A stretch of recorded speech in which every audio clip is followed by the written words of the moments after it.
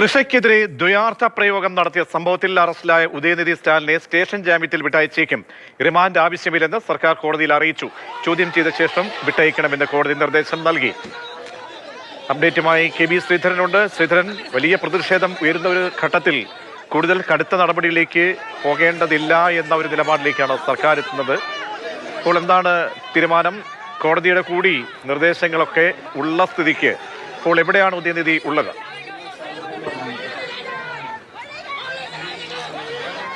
ഉദയനിധി സ്റ്റാലിനെ നിലവിൽ തഞ്ചാവൂരിലേക്ക് കൊണ്ടുപോയിക്കൊണ്ടിരിക്കുകയാണ്. നിലവിൽ വിഴുപുരത്തിന് സമീപത്താണ് അദ്ദേഹത്തിനെ വഹിച്ചുകൊണ്ടുള്ള വാഹനം ഉള്ളതെന്നാണ് മനസ്സിലാക്കുന്നത്. ഏതായാലും അദ്ദേഹത്തിന്റെ അറസ്റ്റിൽ, അതായത് അദ്ദേഹത്തെ റിമാൻഡിലേക്ക് കൊണ്ടുപോകേണ്ട ആവശ്യമില്ല, റിമാൻഡ് ചെയ്യേണ്ട ആവശ്യമില്ല എന്നാണ് സർക്കാർ കോടതിയിൽ നിലപാടെടുത്തത്. അതുകൊണ്ട് തന്നെ ഉദയനിധിയെ ഇന്ന് തന്നെ വിട്ടയക്കും. ചോദ്യം ചെയ്തതിനു ശേഷം വിട്ടയക്കുമെന്നാണ് സർക്കാർ കോടതിയിൽ അറിയിച്ചിരിക്കുന്നത്. നിലവിലേതായാലും മറ്റ് ആശങ്കകളില്ലാതെ, അതായത് വലിയ പ്രശ്നങ്ങളിലേക്ക് പോകാതെ സർക്കാർ മുഖം രക്ഷിച്ചു എന്ന് തന്നെ വേണം മനസ്സിലാക്കാൻ. ഉദയനിധി സ്റ്റാലിൻ നടത്തിയ പരാമർശം തീർത്തും സ്ത്രീവിരുദ്ധമാണ്, സ്ത്രീകളെ അധിക്ഷേപിക്കുന്നതാണ്. അതിനെതിരെ വ്യാപക പ്രതിഷേധമുയർന്നു. പക്ഷേ പോലീസ് എടുത്ത ഈ നടപടി, വളരെ ധൃതിപ്പെട്ടെടുത്ത നടപടി, സംസ്ഥാനത്തിന്റെ പ്രതിപക്ഷ നേതാവിനെ കസ്റ്റഡിയിലെടുത്ത രീതി, ഇതിനൊക്കെതിരെ വ്യാപക വിമർശനം ഉയർന്നു. ഭരണകക്ഷിയിൽപ്പെട്ട VC-ക്കെയും അതുപോലെ തന്നെ കമ്മ്യൂണിസ്റ്റ് പാർട്ടികളും ഇതിനെതിരെ നിലപാടെടുത്തോടുകൂടിയാണ് TVK ഒന്ന് അയഞ്ഞത് എന്ന് വേണം മനസ്സിലാക്കാൻ. ഏതായാലും അതിനെ തുടർന്നാണ് ഇപ്പോൾ റിമാൻഡിൽ ചെയ്യേണ്ട ആവശ്യമില്ല, ചോദ്യം ചെയ്ത ശേഷം വിട്ടയക്കും എന്നുള്ള ഒരു നിലപാടിലേക്ക് എത്തിയത്.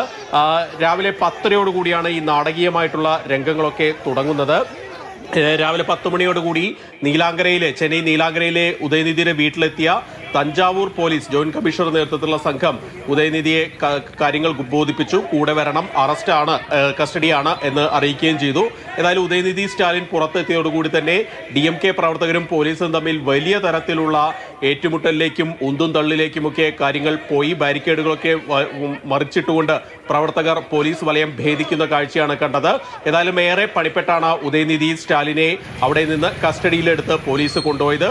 വഴിയിലുടനീളം വണ്ടലൂരിലൊക്കെ വലിയ സംഘർഷാവസ്ഥയുണ്ടായി. വാഹനം തടഞ്ഞു നിർത്തി DMK പ്രവർത്തകർ. പോലീസ് പലയിടത്തും ബലം പ്രയോഗിച്ച ശേഷമാണ് ഉദയനിധിയുമായി മുന്നോട്ട് പോലീസിന് പോകാൻ സാധിച്ചത്. ഇതിനിടയിലാണ് രാവിലെ കോടതി തന്നെ വ്യക്തമാക്കിയിരുന്നു 12 മണി വരെ അതായത് കോടതി കേസ് പരിഗണിക്കുന്നവരെ കടുത്ത നടപടികളിലേക്ക് ഒന്നും പോലീസ് കടക്കരുത് എന്നുള്ള ഒരു നിർദ്ദേശം നൽകിയിരുന്നു. പക്ഷേ ആ നിർദ്ദേശം പോലും ലംഘിച്ചുകൊണ്ടാണ് പോലീസിന്റെ നടപടി ഉണ്ടായത് എന്നുള്ള വിമർശനം DMK കേന്ദ്രങ്ങൾ ഉയർത്തുന്നുണ്ട്. ഏതായാലും 2001 ജയലളിത സർക്കാർ അധികാരത്തിൽ വന്നപ്പോൾ അർദ്ധരാത്രി കരുണാനിധിയെ വീട്ടിൽ നിന്ന് അക്ഷരാർത്ഥത്തിൽ തൂക്കിയെടുത്ത് കൊണ്ടുപോയ ആ ഒരു സംഭവത്തോടാണ് ഈ ഉദയനിധി സ്റ്റാലിന്റെ അറസ്റ്റിനെ പലരും വിശേഷിപ്പിച്ചത്. ഏതായാലും ഉദയനിധി സ്റ്റാലിനെ കസ്റ്റഡിയിലെടുത്തതിന് തൊട്ട് പിന്നാലെ തന്നെ വ്യാപക പ്രതിഷേധം തമിഴ്നാട്ടിൽ ഉടനീളം ഉണ്ടായി. ചെന്നൈയിലും അതുപോലെ തന്നെ തഞ്ചാവൂരിലും തിരുച്ചിറപ്പള്ളിയിലുമൊക്കെ DMK പ്രവർത്തകർ രംഗത്തിറങ്ങി വിജയുടെ കോലം കത്തിക്കുന്ന രീതിയിലേക്കൊക്കെ പോയി.